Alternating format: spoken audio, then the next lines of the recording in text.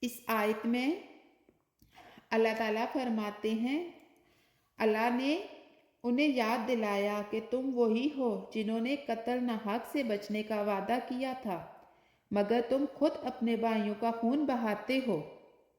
یعنی ایمان تمہاری زبان پر ہے لیکن عمل میں تم ظلم کا ساتھ دیتے ہو۔ ایمان صرف مان لینا نہیں بلکہ پوری شریعت کو دل اور عمل سے قبول کرنا ہے۔ آدھا ایمان دراصل ایمان نہیں، یہ دوگلا پن ہے۔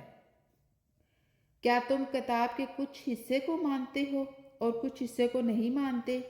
یہ آیت آج بھی ہمیں جھنجھوڑتی ہے کہ ہم بھی کہیں ایسا تو نہیں کرتے، نماز مان لی مگر عدل چھوڑ دیا، روزہ رکھا مگر زبان سے زخم دیتے رہے۔